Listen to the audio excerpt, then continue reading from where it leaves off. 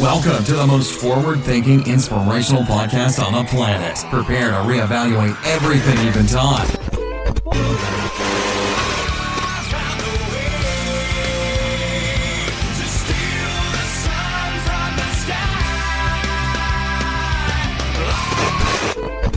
And they can tell us we're crazy, and we can say, well, you haven't seen anything yet.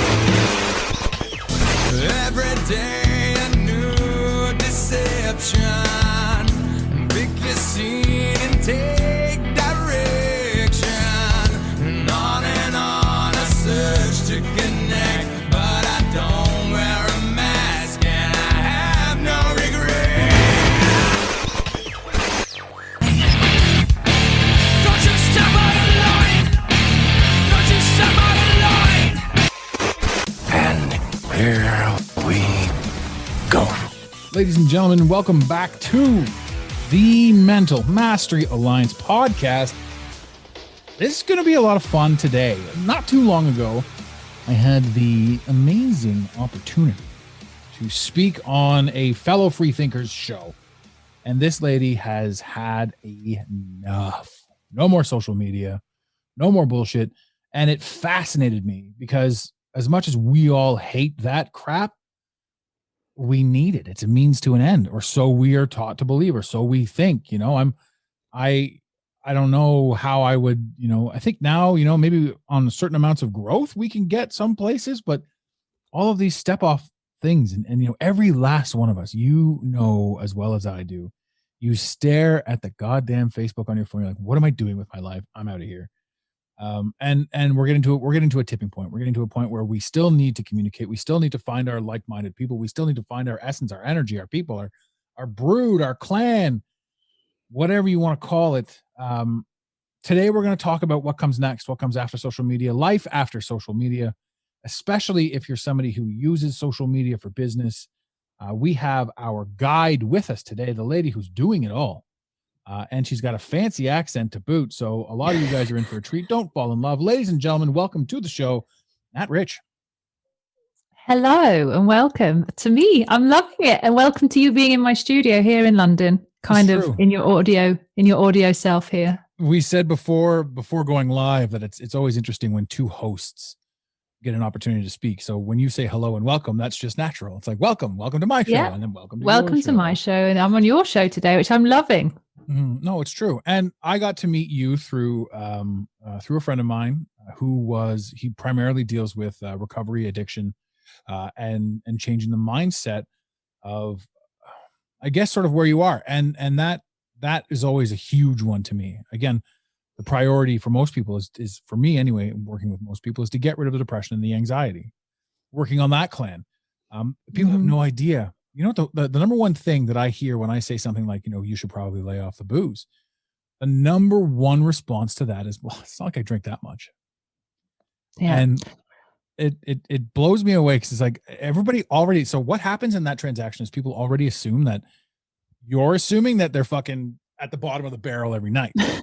What they're also missing in that statement and that thought process is that it literally just takes one or two drinks a week to keep you in a perpetual state of bullshit. Mm-hmm. And that's done on purpose. That's done for a reason.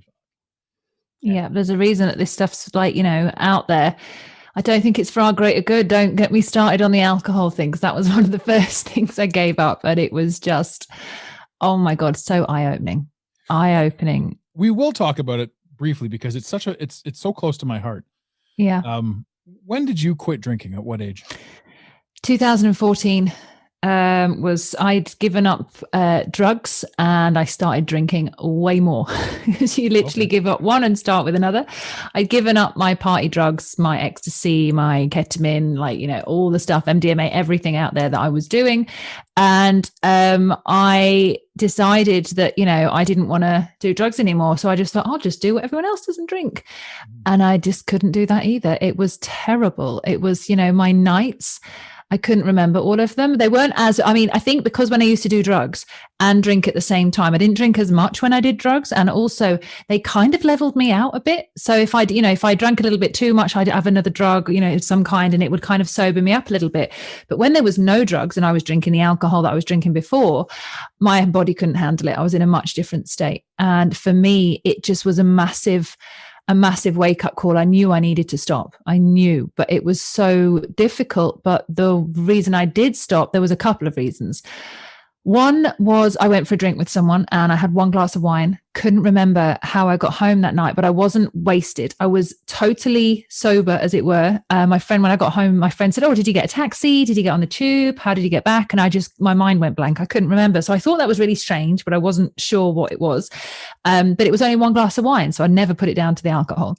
And the following day, a friend of mine called me from the other side of the world, literally in Australia, and said, "Oh, Nat, I've been for a reading with a tarot lady.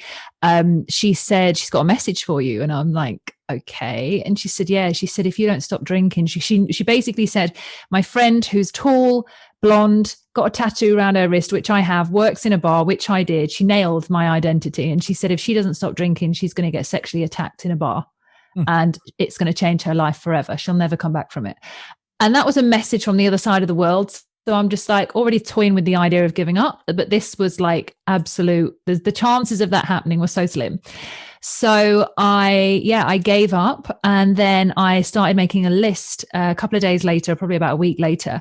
And I started writing this list on like an A4 sheet of paper, like a lined paper. Yeah. And I started making a list of all the things that I kind of regretted or thought, oh my God, so embarrassing, not really what I wanted to do, on this piece of paper. So I made one list on one side of the A4. Then on the same side of the A4, I had another list, and I was just writing down all these arguments or hiccups or whatever I'd had in my life. Then I turned the paper over and I did the same. So I had four entire columns on one sheet of paper of all the reasons that I really, had a problem. And I thought, oh, I need some more paper. Let me go and continue this list. And something went off in my head, was like, you don't need more paper. You need to put your pen down and you need to look at this, and you need to realize that every single one of these is to do with drugs or alcohol. That's a problem. Yeah. And I was like, oh, okay. And it was this light bulb moment, because most people didn't think I drank that much. But if I can fill up 4 columns on one sheet of A4 paper, both sides, I've got a problem.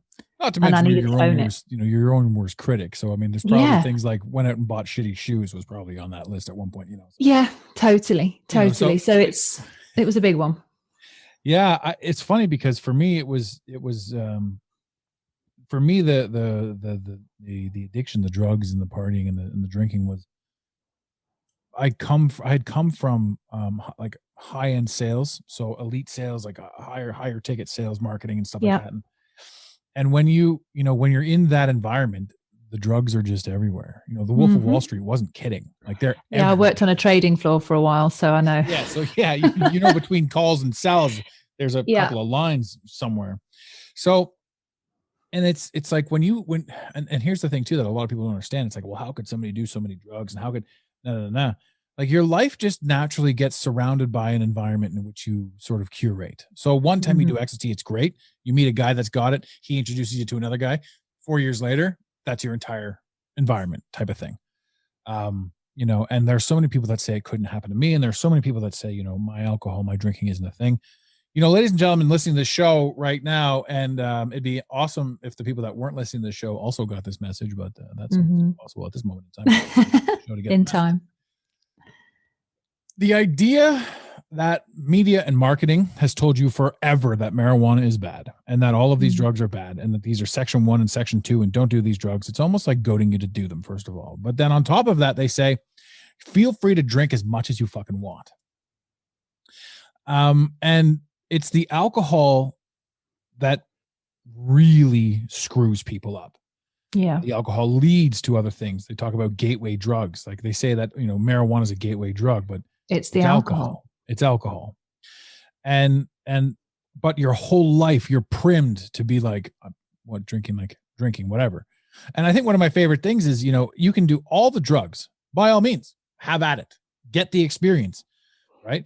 But we feel certain shames about certain things. Like one of my biggest shames, even though it was one of my biggest addiction, was the cocaine. Mm-hmm. Way back in the day, I did my best to keep it a secret, and I was never one of those tweaker guys. I was just a guy that was high functioning. And so it wasn't too hard. But then towards the end of it, like, your shame is all there, but there's no shame in drinking. There's no shame in this, that, and the other thing. The shame comes, afterwards. But it's the psychological warfare that goes on with the drinking and with the drugs. And when we think about things like, you can do all the drugs, you can do everything that you have always done, right? But the minute you say to somebody, I'm not having a drink, then the tables turn. Oh, you've got a problem, right? Yeah. So it's like if somebody offers you heroin and you're like, no, thanks. They're like, oh. It's totally acceptable. You're like, okay, yeah, that's a good decision. But if it wasn't, if I'm like, here, have some heroin, and I'm handing a needle. Yes, here you go. And then you're like, no, I'm good. And then the person's like, oh, you got a problem with heroin? Like you can't handle your heroin? Is that a thing? Or you're going out for drinks with your friends at lunch. Everybody, even like the construction guys, everybody I know, the high end sales guys, and you're having a steak at lunch, you're doing whatever, however the lunch works out, you have a beer at lunch. Yeah. It's like the same thing. Like, am I going to go out and am I going to have all these drugs? And that was one of the problems too. Like, you would go out and you, especially working in the bar, it wouldn't be much to be drinking sort of casually all day and just be part of it. Totally. And when everyone behind the bar, you work at all the bars. I've worked at so many different nightclubs. Everything's free. So you're constantly able to get a drink, whether you need an orange juice, whether you need alcohol. I worked in security as well. So I also worked on the doors. I managed some of a lot of the teams on the doors and also for the parties, as well as managing the floor for the tables. So there was an expectation for me to be sober. But if I got wasted, I wouldn't have lost my job. I wouldn't, they'd have laughed about it and said, nah, come on, but there was no pressure. Now, if I'd have been caught doing cocaine, I'd have lost my job. Yeah. And so it's a social acceptance that we are now realizing how is really unacceptable on a mass scale. And I think so many people through lockdown not partying have noticed such a magnificent difference in their lives, considering they couldn't go out and waste the money that they were doing. They've realized that there's another way. So as bad as it has been for someone, they've also realized, there's some people out there that have realized how good it is not having alcohol in your life, and the difference of your conversations, the level of your memory, the way you perceive other people, the way you perceive things, the way you feel, your fitness levels, the way you wake up, the way you meditate, the way you read. Every area of your life greatly improves when you I'll tell you what happened to me when I gave up alcohol, and my entire life turned around. Like every single area I didn't know alcohol was attached to, there was an improvement in every area of my life when I gave up. And that for me was enough to be able to say, hell no. And I realized also, it's a spirit, it does have this metaphysical drain on your energy as well. Like metaphysical is the stuff that you can't see. So physical is the world that you can. Metaphysical is everything you can't see. The energies around us, whether you believe in them or not, it's quantum physics. It's, you just don't have to go too far to find that stuff out. But there is a drain on your energy. And it stays with you for days. Like no one enjoys a hangover. Why do we voluntarily drink something to make ourselves sick? If I gave you a glass of absolute chemicals of everything I could find in the cupboard in the kitchen and said, drink it, do a shot, come on, shot. And it was going to make you sick. You'd be like, no, but you'll go out and buy one that tastes nice. They don't taste nice. Come on. Some of them do, but it's the craziness of what that actually is. But I think a lot of people are changing now. I agree with that. I think too that, the craziness of that it is that just leads more into look at how easily we've been manipulated. Oh, because it's on the television. We're not gonna drink floor cleaner, but we're gonna drink vodka. And I'm 100% with the spirits. It looks like my internet connection is unstable. So I'm not sure it is. Mine's still working. I've still got. She is cutting it then when it was unstable, but I don't know. Well, I'm doing double recording here. So I've got 2 loops of recording. So hopefully I'll be able to merge the 2 and not skip a beat. But you guys listening at home got to hear all about those technical difficulties, which is fantastic. So back to what was I talking about the drinking? So with regards to your list, you had the the 4 pages long. The one that caught me when I started doing this was I knew that like it was weird for me. Like I would have to wake up and like not get drunk, but hair of the dog. I'd have to reconsume first thing in the morning to sort of like get right, and then go have a cup of coffee type of thing. And I just remember being super depressed. And I just remember saying to myself, like this is enough. Enough is enough. And so instead of writing down a 4-page list, because I thought about it, I'm like, do I really have a problem? And the thing is, when you're drinking, even if it's a little bit, and you say to yourself, do I have a problem? You got to remember that your drunk you and drinker you is negotiating with potential sober you. And you've never been potential sober you, so you're going to lose that battle because drunk you has tons and tons of experience. But the one thing that I said is there's not a single person on this planet that ever quit drinking and said, my life turned to shit. I think your and I said that signal's gone again. I don't know if you can hear me. It's definitely not mine because I'm still getting my internet through. Well, I can hear you clear as day. And the thing too is if I can hear you and you can hear me, then you're being recorded even though you can't see me. Shit. So yeah, the one thing that struck with me was not a single person on this planet said I quit drinking, my life turned to shit. And that, that was a huge coup. That was a huge thing. And for me, it wasn't even permanent. I'm like, I'm going to go 60 days. And 60 days was enough to actually clear it out of my system. 60 days is enough to get rid of the vodka or the alcohol, whatever it is. And then once that's gone, decisions go. So for me, the drinking went, the drug use went, the cigarettes went. I stopped eating pork. I changed my diet completely. I started working out. I started wanting to be more physical. I started wanting to challenge myself in different areas of life. My business acumen went up. My financial acumen went up. My investments went up. Every single thing I've ever done in my entire life stepped up through the gate, all simply because I put down the drink. And any single person that's out there that is quietly miserable, that doesn't understand sort of what's going on, and this is the last I'll say on this for today, unless you've got something you want to add to it. If you just put down the drink, no matter how much you think you're drinking, your life changes. Your life changes because you have, not only do you have different things to do, you have different focuses. If you're not going to have that drink, then you've got more time on your hands, be it 5 minutes, 10 minutes to do something else. And to not be hungover and to not be exhausted and not be mentally fatigued the next day. Yeah, I agree. Yeah. Great topic, great piece. I love that we got that out there because I love talking about that even in passing. I love talking about the power of personal focus, like sobriety in a sense. I don't want to give it sobriety as a term because I also don't necessarily agree with the 12 steps. Neither do I. Yeah, I don't want to focus. I don't want people to have to constantly be like, I'm a recovering alcoholic. Well, the reality is, no, you're not. You're just somebody that no longer drinks and be done with it. Yeah. So everyone's got their thing, but I think the 12 steps is replacing one addiction with another. I think totally. Bud, but that's just me. Is Dr. Fauci going to rip on me? Like, am I? I'm not as fancy as Joe Rogan, but Joe Rogan got busted for saying that he wouldn't tell a 21-year-old to take the vaccine. Like that caught the attention of the freaking president of the United States, Joe Biden, blah, blah, blah. I look at this stuff and I'm like, who the fuck is going to Joe Rogan for medical advice anyway? And second, I know the ludus, like it's crazy. It is absolutely. Why is he getting blasted? When Bill Gates has the exact same medical degree as Joe Rogan and everybody's listening to him.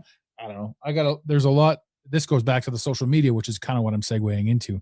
You walked away from it. Tell us that story. Okay. So I had a YouTube channel years ago and I got trolled years ago and it was all to do. I did a video around uncomfortable sex and how that was really awkward. And I got trolled and it was really bad. And I thought, oh God, I can't do this. So I came off social media, but I stayed on Facebook and I had an Instagram and I had a Twitter. And I just carried on. My journey kind of developed. I understood what trolls were. I'd occasionally get into disputes with people online because there were so many keyboard warriors. I'd try not to, but then my ego would come up and want to say something back. And so it was a kind of love-hate relationship. I didn't have loads and loads of followers. I had about 1,000 and something followers on my Instagram. And I got a lot of views whenever I did stuff on YouTube. I remember I used to have 14,000 views in 24 hours, one of the videos I did. And that was on Facebook. So I was getting a little audience and attention. And but the part of me that really wasn't happy is the scrolling. And the time I spent scrolling and wasting my time, and who I became when I was scrolling. And what I mean by that is I became such a judgmental bitch. I was looking at other people and I was just like, well, your life's not like that. I know that because I've seen you today. They'd be like, oh, hey, best life, hashtag blessed life. But behind the scenes, they'd be hanging, or they'd be crying, or they'd be like calling me and saying, hey, I can't cope. And I'm like, 2 minutes later, when we get off the call, they're posting something that's filtered that makes them look amazing. And I'd be like, I can't do this anymore. I can't keep seeing my friends doing this. Now, I never, when I was on Instagram, it's very rarely, I do like videos occasionally, but very rarely was it my face. It was always things that were around my life. So I had a different approach to Instagram. I had a few kind of face pictures, but nothing on the taking loads of filters, taking loads of pictures, going to choose one and put a filter on it and put it out. Never have I ever done anything like that. So I didn't really see Instagram as being an influencer, but I just didn't like who I was. So when I decided to come off it, I thought, and I'd broken my back and I'd had a really quite abrupt kind of, I had to leave the island. I was living in Ibiza, had to leave Ibiza, came back to London. And I was laid there thinking, what do I really need this stuff for? Because I'm in bed, I'm scrolling, and hours went by just scrolling and scrolling. I felt terrible, and I thought, I'm done, I'm out. And I thought, I'm going to take myself off Facebook first. I'm going to see how I go for a week, and then I was still miserable after the second week of just only having Instagram. So I took myself off the lot. I took all my pictures off, which, by the way, at the time they made a really hard thing to do. So it was like getting your pictures off so you could save the bits that you wanted was really difficult. And then realizing that there's so many things that lazily I'd kind of logged myself in via Facebook to loads of other things that weren't Facebook. Like when they ask you to log in, say, would you like to log in with Facebook? And I was always ticking yes because it was easy to do. Yeah. I was like, these fuckers, they've literally they've trapped me in my own world of bullshit here. But it's obviously decisions that I'd made that I needed to undo. So when I came off, the first thing was I was like, oh my God, I've got way more time. Loads more time, and I started reading more, and I really had a lovely week. And I was only laid in bed. I couldn't do anything. I couldn't go anywhere. I couldn't go out and exercise. I was in bed with a broken back, unable to move unless I went to the toilet or somebody bought me some food and stuff. For how long were you in bed? Almost 6 months. So I was very similar to mine. Yeah, so I was in a tough way, and I could hobble a little bit over to the fish and chip shop over the road, and then I'd hobble back, but that was as far as I was going. Now, was it a limbo accident that took you out? Definitely not a limbo accident. No, I had 2 spinal fractures, 2 slip discs, and a twisted pelvis. But I'm not really still yet sure how that happened, which is the crazy part. But okay, I can't let you glance over that. So what? You were just walking around one day and just ow, no, shit, I can't move. No, I had sciatica. And I had sciatica for a couple of months. It was getting worse and worse and worse. And I didn't really know what sciatica was. Somebody said, you need to go and get an MRI. So I went and got an MRI. They said, oh, you have one. I think it was. So I was like, oh, okay, I can fix that. I'll be okay. Following morning, woke up paralyzed, couldn't move, had to get rushed to hospital. And I'm like, oh, this is worse than it was yesterday. I was in so much pain. I was unable to be helped because I was living in Spain, even though I was a resident, but I wasn't getting the treatment from the hospital that I really needed. They were just giving me pain stuff, but they said there's nothing we can do. Mm-hmm. So they suggested that I fly back to the UK. My friends were over and they were like, you need to go back to the UK, get proper treatment, go home. I went home, ended up in a place on Harley Street by recommendation of a friend. And the guy was like, oh, we're going to do you an x-ray. And I'm like, it's okay. I've had an MRI. It's a slip disc. I know I'm on crutches, but I'll be fine. He's like, no, let's do an x-ray. And the x-ray pulled up everything. And he's like, it's not a slip disc. It's 2 slip discs. It's 2 spinal fractures, one on either side, one old, one new, and a twisted pelvis. You're not going anywhere. And I was just like, oh, fuck. So I couldn't go back to the island. I lost my dog. I lost my house. There was so much that changed in my life in that week. And then the couple of weeks later was I'm done with social media as well. So I really had this big change. But what I realized when I came off social media, first and foremost, is you realize who really cares about you, in the sense that enough to make an effort to reach out to you. Not saying all friends don't care, but they've all got their own lives. They're all busy. But the illusion that we create where we think people actually give a shit about us is that it's an illusion. And not that anybody wished me unwell, but the support network or the friends that I thought I had were just not what I thought that I wanted them to be. And that was a big realization. And I still, it's not a bad thing, because sometimes you just need to clear stuff out. Timing question on this. Yeah. What was the correlation between you quitting drinking and drugs and the back? Yeah, so I gave up drugs 2011, alcohol 2014, back happened in 2018. Oh, okay. Yeah, so big difference. And between that as well, I also gave up sex for 3 years, which was even worse than everything put together. Why was that worse? It was difficult because the thing is, once you give up your drugs, then you give up your alcohol, then you've got nothing to pin yourself or to pin yourself on or hide from, or hide behind, should I say. And the thing was, I realized that when you go out and you meet someone and you're either drunk or you're on drugs or it's through a dating app these days or whatever it is, but very rarely do you take your authentic self to go and meet this person. You take the sales representative of yourself. So you'll either take this version of yourself you want people to like, but you don't take your most raw, vulnerable self with all your emotions in your little handbag and you're like, hey, that doesn't happen. You try and hide every part of yourself because you're not used to being seen. So when I came off of those things, I was understanding and seeing parts of myself that I'd swept under my own carpet for years that were bubbling to the surface. I could see I was quite a bit, out there, shall we say. I was a party girl, and I didn't really have much self-respect. I wasn't making decisions from a safe space. I wasn't making them from a sober space. The kind of guys I was attracting was a kind of mirror of the person that I was being. And when there's a lot of people, which is a beautiful thing. Always it is, but when you don't know it, you're like, oh, every guy's a dick. It's like, actually, Nat, you might be the dick here. You're the dick. You're like, oh, one common denominator there. Yep, exactly. And that's the other thing is like all of the, I'm looking at all the different guys. Some of these guys were on my list that I wrote down, and I was like, this is a Nat problem. This isn't just a drinking problem. This is a who the hell am I problem. And so I decided to not sexually connect with anyone. So no one told me it was going to be 3 years later, but that's how long it was. And it was a journey that I didn't intend to go on. It wasn't like I'm going to be celibate for XYZ reasons and I'm going to do the tantra lifestyle. No, it was just like, I'm not going to have sex with someone until I really feel it. And I was numb. I'd had sexual abuse when I was younger. I'd had so much stuff that I'd gone through when I was younger that I'd also swept under a carpet thinking it was okay, socially completely unacceptable for the behaviors that I'd got myself into. There was a lot of shame and a lot of guilt, and I needed to sit back and go, oh, and I'm like licking my wounds and being like, oh my God. And it was enlightening and scary and the most vulnerable and beautiful period, but at the same time, dark. Really dark, because all your stuff comes up when you're not sharing your sexual energy with someone. There's a shift that happens within you, and it was tough. That's definitely some deep shadow work. Oh gosh, shadow. It's like the darkest room of the darkest place, and you're like, oh my God, there's no shadows. It's like walking into the biggest hole in your entire soul and going, hey, look, there's a hole in the floor. Oh shit, going down deep. Yeah. And Dark Night of the Soul was not a dark night. It was a dark, long period of a couple of years. It wasn't a dark night of the soul. It was daily work.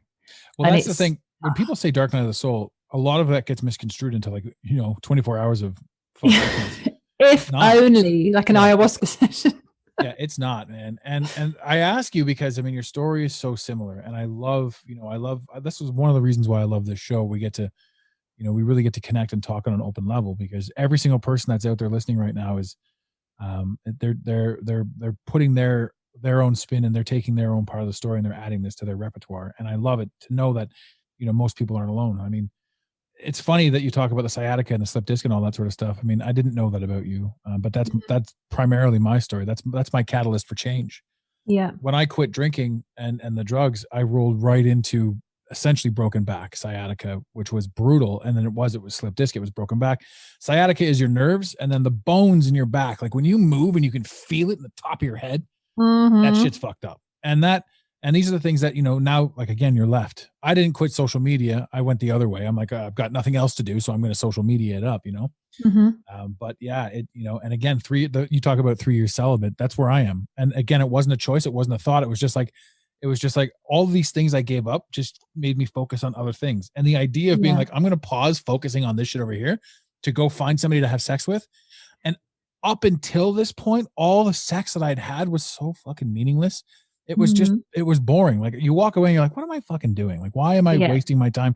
But yeah, dark night of the soul, finding yourself, getting back into what you want to be, or essentially what it comes down to is destroying yourself entirely and rebuilding the version of you that was meant to be here, which on the most fucked up level is that is the meaning of life.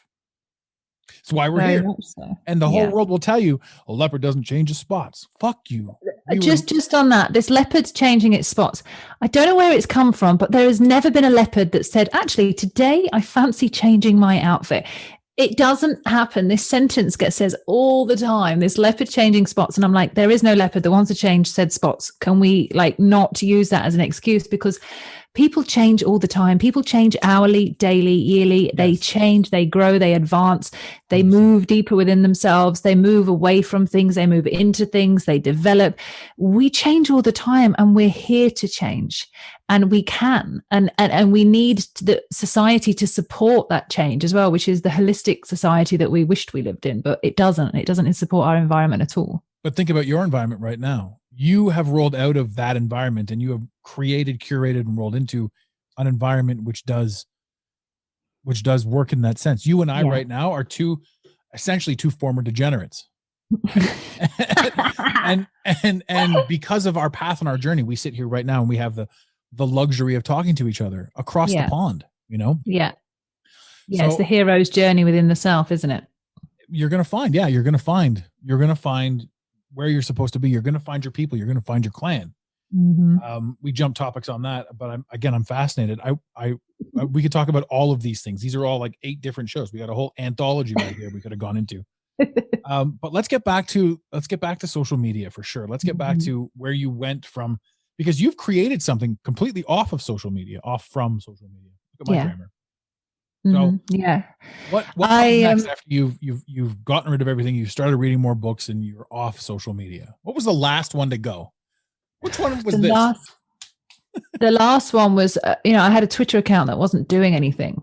And I remember I got rid of everything, and I'd still had this occasional Twitter look, and it was obviously around the time of Trump coming in. He'd been brought into power, and I was, I'm a lover of all questions that are yet unanswered. So people call that a conspiracy theory. So I'm just like, if it's a bloody good question that hasn't been answered in a bloody good way, then I'm going to keep asking the question. You can stick a tinfoil hat on my head and call me a conspiracy theorist if you want, but I'm still going to keep banging the drum and asking. And I still look, and I still, explore these worlds. And there was a lot of stuff. I follow these guys who I love called Edge of Wonder. These 2 guys, Ben and Rob, that I've been following for the last 3 years, and they had a YouTube channel, and they always used to comment Twitter feeds of different things going on. So I found myself even looking at Twitter, which I never used before. But then I started looking at all of these things, and I would be looking at what Trump would post, and I found it also interesting, because what would happen on Twitter and then what would happen in the papers, and the difference between the stories and the narratives would change, and how people would manipulate what, they think they can sum up someone's sentiment in 150 characters or whatever it is, but it's taken out of context a lot of the time, or it's put into a different narrative. And I just found Twitter a really interesting place to see, but then also, I thought this is also unhealthy, because it's not just necessarily pictures as such, it's more words. But I was aware of the information that I was taking in. And, I was on some really cool Twitter feeds, but then I just thought, nah, I'm done. I'm out of this too. So that was my last one. Well, Twitter's the first one I got banned from for having opinions. Well, you won't be the first or the last person, but somebody did invite me to Clubhouse a little while ago, which is the latest version. But And I haven't really gone on and done anything. I think I've been in one room. I haven't really engaged with it. I've got it on my iPad, but the reason that somebody sent it to me the other day was because they want me, obviously audio is my thing, having the radio station and everything, but they said, oh, it's good. You'll love it. It's got no pictures or videos. You'll really like it. It's just for voice. Now that interests me. It's like a podcast, but I still haven't been on it. I'm still got this. I have a friend of mine who's substantial in the podcast world, and he's done really well for himself. And he joined up and instantly flew up to like 30,000 fans or whatever. And the guy walked away from it. He's like, this is fucking bullshit. He's like, this whole thing is 8-figure coaches teaching you how to get rich. And none of them have anything, right? Like, it's all just the same cookie cutter bullshit. He goes, these people are just piping. And it's like, you get wrapped up and lost in this crap and you start believing it worst off. He goes, don't listen to any of these gurus. He goes, find the one you connect with. Right? To which I replied, don't listen to the 8-figure coaches. Listen to the 8-finger coaches. They've got some stories. Yeah, totally. But I don't really see myself ever being on Clubhouse either, like as in like doing, I had this whole idea. I was like, oh, maybe I could do it. Maybe it's my thing. And I got so many invites in a short space of time. I got like 12 invites in 2 weeks. I was like, oh, maybe God wants me on Clubhouse. And I'm like, not really sure. And it hasn't sunk in. I haven't resonated with it enough to be bothered. Basically. You were talking about always asking the questions, and we could definitely, again, we could go for hours on conspiracies. My audience loves their conspiracies. They're called conspira facts now, for Christ's sakes, because everything we ever talked about is coming true. Yeah. It's just a matter of time is what I call it. It's the smaller ones now. I find myself looking for entertaining ones. Like there was one that I came across where the guy's talking about how Finland was just so that China could have more fish. And that's a pretty cool one. I don't know if you've seen this, but like Finland is like, apparently it's not there. It's a fake landmass that is no. And I'm laughing at this, and the guy's talking with such personality and such perseverance. I'm like, it's so entertaining because there's still so many things that you don't think about, right? So this Finland one was ridiculous. I'm like, somebody get Teemu Solani on the phone because I'm pretty sure he played for the hockey team. This is nuts. But you see stuff like that, and then you come across stuff like this, and I posted this because I fucking loved it, because this is a mindset shift for me that I never even considered until I read this. And I'm like, holy Christ, it's true. Yeah. That what I posted was, who knows why we were taught to fear the witches and not those that burn them alive.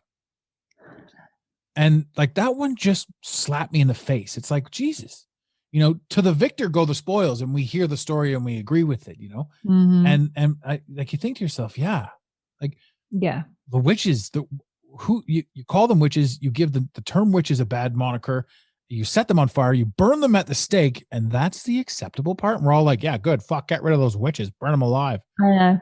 I have so many. I have certainly around witches. So people call me a witch all the time.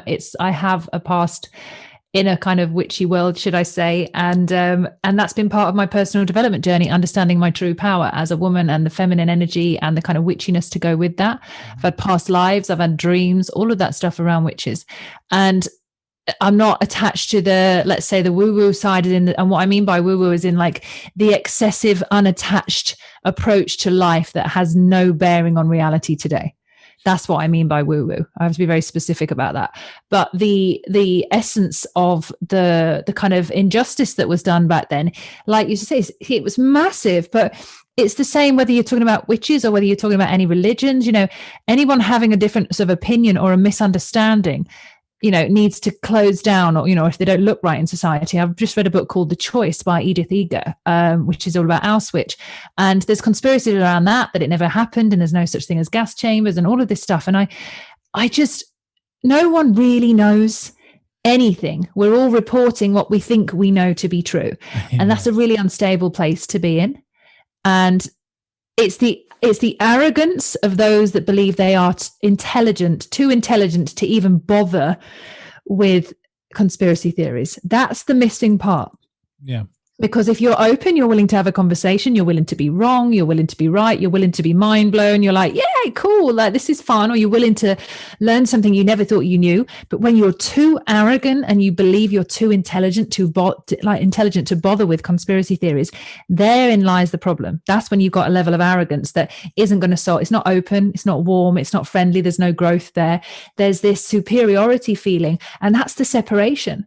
That's the bit where because conspiracy theorists, if you look at it, what is every single conspiracy theorist out there saying? Hey, the world's a bit fucked up and I want to help save it.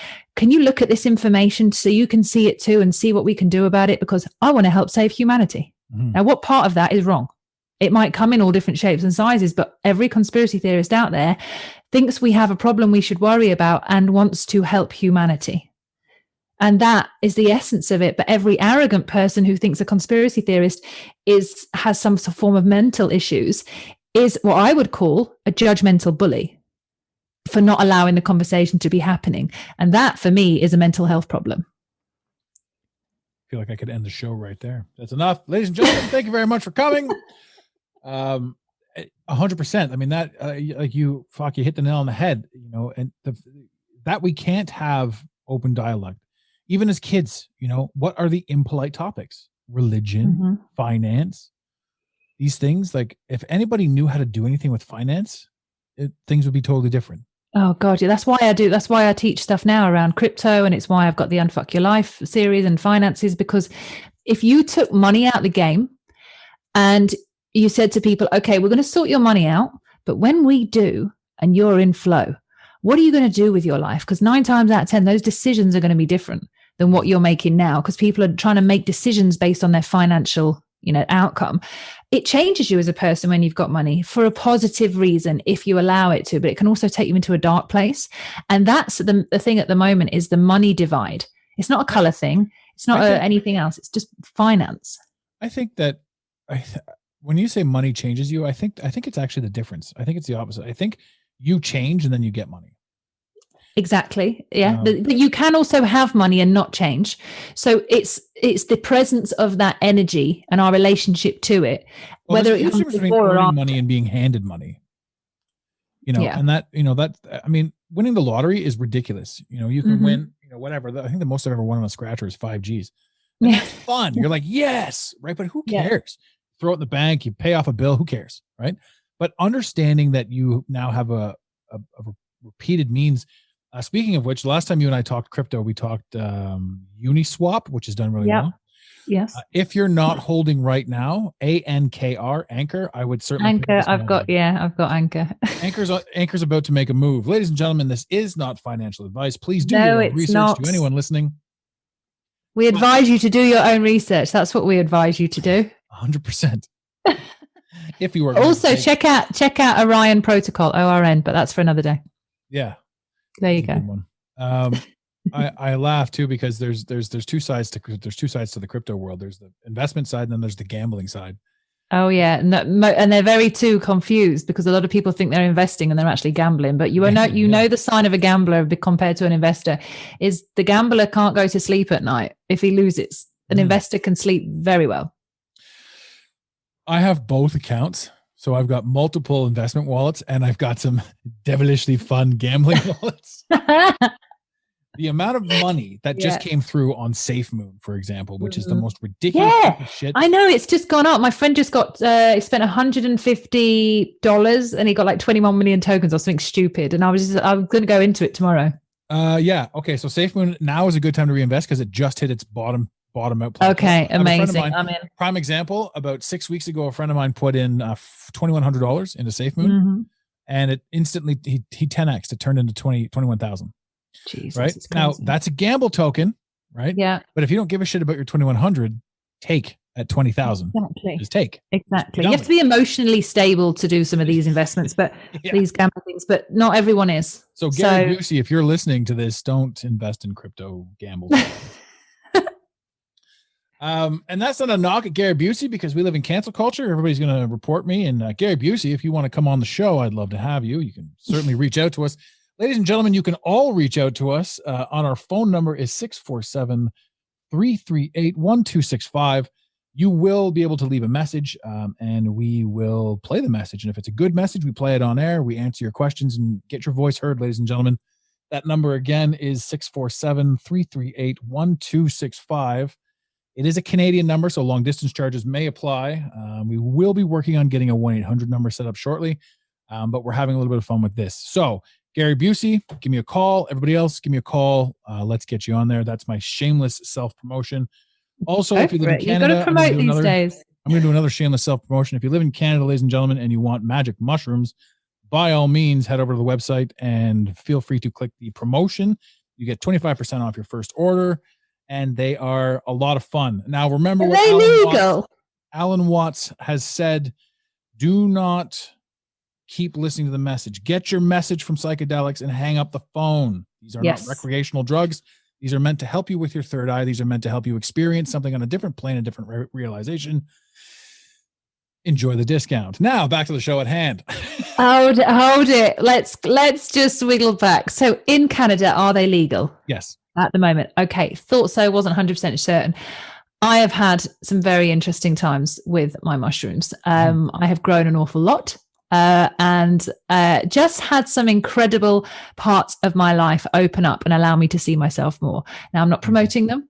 What I'm saying is, for me, there were some serious things I needed to see, but never more importantly, that the message that you just said is the ability to be able to go into a trip and then leave it as a trip and move on with your life is so rare. People go back and back and back and back and back. That's just not the game. That's just not the game. It's just so bad to be doing that because it's so unstabling. Like this life that we have right now is nuts. I mean, just imagine, right? The life that we have right now is nuts. And then you're dipping out of this reality, going into another one, which is even weirder, and coming back in this one for your stability.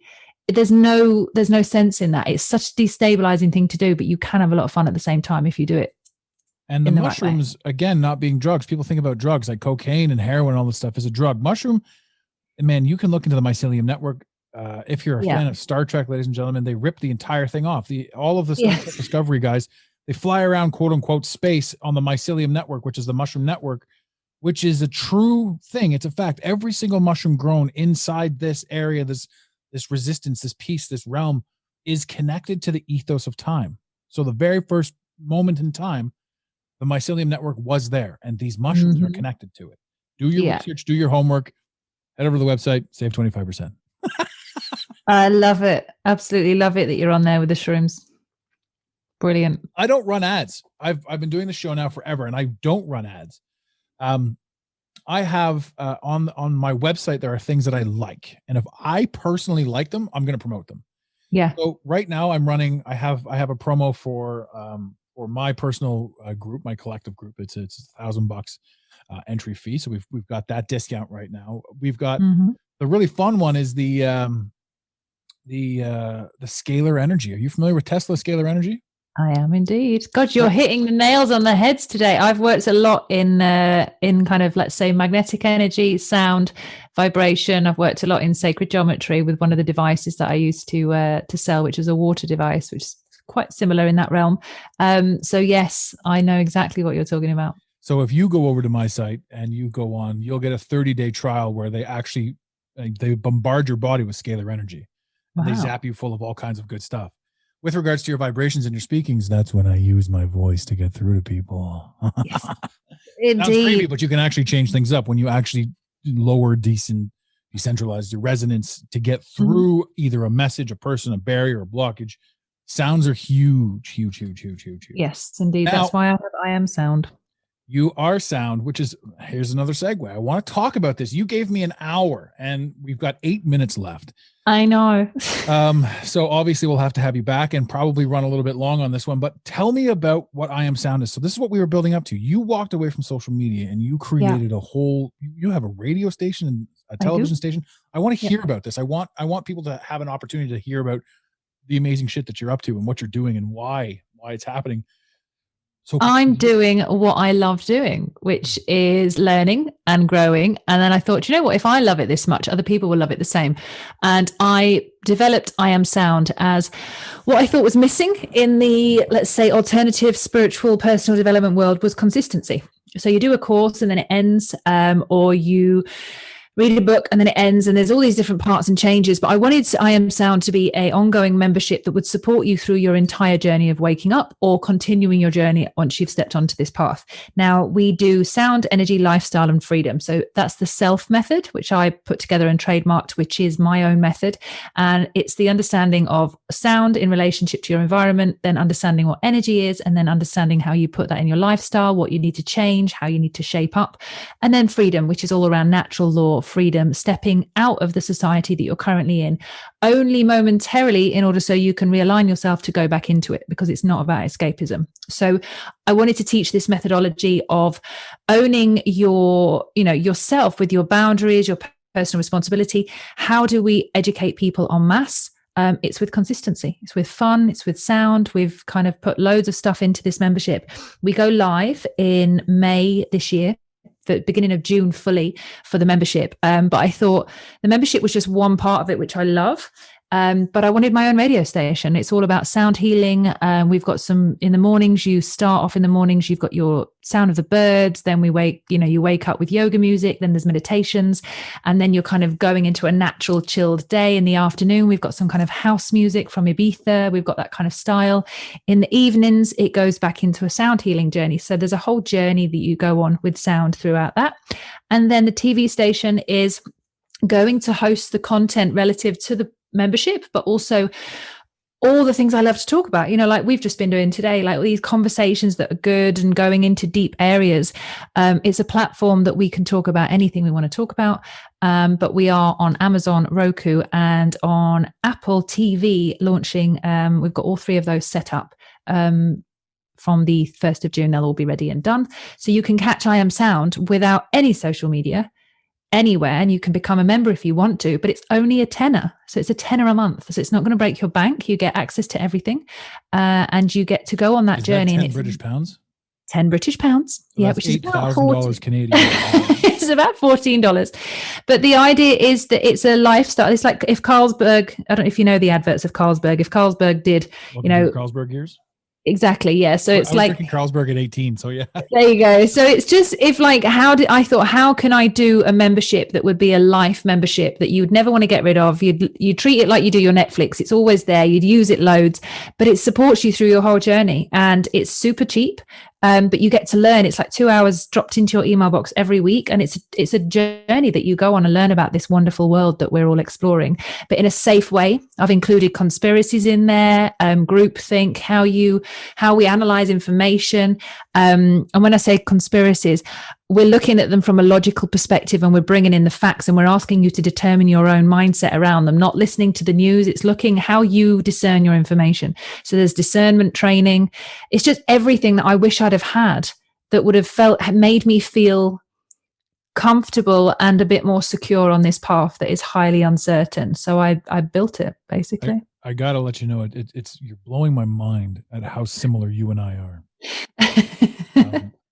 And the ideologies and the methodologies and all that sort of stuff, like, right down to your social media. Your face was never on social media. You never wanted any of that sort of stuff. My social media doesn't represent my physical visage. My social media is all about an idea. Yeah. And the less you know about me, the more that idea can stick inside of you. I love everything I'm hearing about this television channel. I love everything. I want to contribute, in any way, shape, or form. I want to contribute to your channel. I want to be able to love it, help people, because you and I, you don't even have to train me on how to do it. You and I are already in sync with that. You're in the radio and TV world, as am I. It's not even that. It's the message. It's the message that you're trying to convey. I mean, that to me is it's overtly important that this message gets out there, that people have an opportunity to say, you know what, fuck, this is weird. This is something. This is something. And I'm willing to donate all my content, in that sense. Like I want to actively help this world do something. Yeah. And I hate social media. So consider me signed up for however we help contribute to your project. I love that. And do you know what? It's for me, I know so many amazing people that are really good at what they do, but they just don't like social media. They it's like a balloon, when the balloon pops, it's like their entire enthusiasm drops when they realize that they have to put their incredible creativity through such channels as social media. And I was like, I want to create a platform that has brilliant content that allows people to express themselves, but where we can really just build the membership and actually build that network, because it's your vibe attracts your tribe. That's as cheesy as you may have heard it before. That's one of our main slogans. It's your vibe attracts your tribe. I knew that if I didn't have social media and I stuck to what I really truly believe in, and if I'm consistent with it and I've got my discipline with it and it looks the part and it feels right and people will like that and grow with it, then they too make it their own. It's my baby, but it's now a little toddler. People are taking it off in different directions for little days out here, there and everywhere. The brand is growing, things are moving. And I wanted it to be a reflection of my life, because people used to say, oh, you have so much fun. Like, your life looks amazing. I'm like, yours, it can be too. You just need to make those decisions, and those decisions need to be backed up by, scientific research. You need to make sure if you're making decisions, it's for the right reasons. It's not just woo woo. So I've built all of that in there, but the essence is freedom. Yeah. And it's not freedom from jumping out of society and going to live in another one. It's freedom within yourself. So you can exist anywhere and it doesn't matter. You don't need to wear a mask. You don't need to be arguing with someone. You don't need to think about what's the government going to do next. If you're a free sovereign being, then you create your own metaphysical environment for you to exist wherever the fuck you like. That's right. And that's the truth. But we don't know that. We've never been taught that. So that's what I wanted to build. Yeah, that is exactly where I live. And that's why people say, like, you be wary of anyone that doesn't have anything to lose. And it's not that I don't have anything to lose. It's that I don't fear losing it. Exactly. And that's a beautiful thing. So, I mean, this is, you and I are going to have to talk a little bit off screen, obviously, but I want no problem. I want to, first things first, I want to make sure that all of your efforts are linked through my page. I want to make sure that anyone can find you through me. Love that. And that's certainly something that we're going to put up there for sure, for all the people that need to find this stuff. And, for creating the new, because we are really in the process right now of everything dying. Everything you can look around, and whether you want to call it a conspiracy or not, everything that everyone's ever known over the course of the entire fucking world is now changed. So take action or go for the ride. And either way, it's up to you. It's up to all of us to be, who we want to be.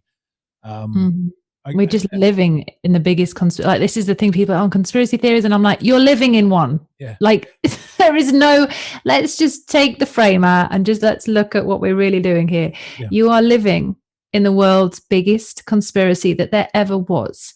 And the fact that you haven't yet woken up or noticed tells me that you never will. And I'm okay with that. I'm not trying to force that onto you. But it's when people try and force what they believe onto us, that's when it becomes a problem, because it's like, I know what my life is like. I don't need to convince anyone. Yeah. There's nothing in me that feels like I need to convince.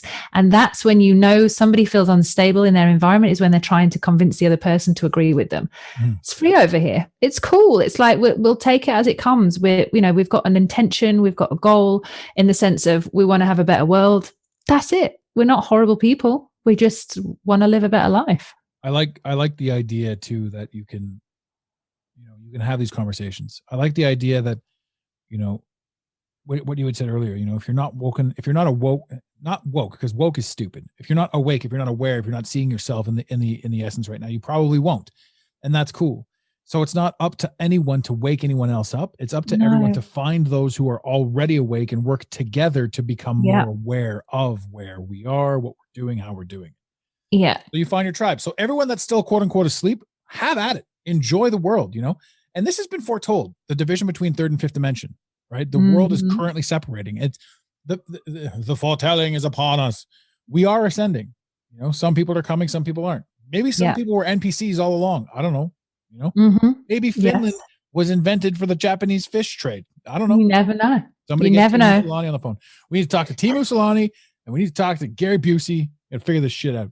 Do you know what I really, and I'm coming to understand this for myself now, whether this is right or not, but for me, it makes more sense. So when we're talking about the fifth dimension, and I will be quick, because I know we've got a few minutes left. So fifth dimension. Minutes. I could go for hours. I know you could. And I've got Ladies and gentlemen, I'm not the one trying to take away this. I know, don't do it. So for me, on the last thing I'll say is, my understanding of the fifth dimension is the fifth direction. So not your north, south, east, west. It's the fifth direction. You're taking this journey inwards. The fifth direction is there. The fifth dimension is also there. It's about 5 deep breaths. If you want to do 5D anything, 5 deep breaths. Close your eyes, deep breaths, belly out, in, breathe yourself in. and sit there, and you will find a world you didn't even know existed. That for me is the fifth dimension. That's where we don't ascend externally, we ascend internally. And that's for me the only place I know where I can really trust any information coming from is within myself. And that's why I'm not scared of our environment right now. I don't have any fear about what's coming, whatever's coming, because I've prepared, because I've bothered to take that step inwards. Yeah. So if there's one thing I leave you with, it's 5D is 5 deep breaths in. I absolutely love it. And I'm not even going to top that off. Ladies and gentlemen, all of the show notes will be filled with her links, her information, everything like that. And 5 deep breaths, ladies and gentlemen, 5 deep breaths. And in the infamous words of Red Green, keep your stick on the ice. Thank you for listening to today's Mental Mastery Alliance podcast. Let the team know you're listening by using the hashtag MMA and Mental Mastery Alliance. Want more motivation? Be sure to follow online on Instagram at Mental Mastery Alliance and on Facebook at Mental Mastery Alliance. And remember, your perception creates your reality. Make it a great day. You got it, Pontiac.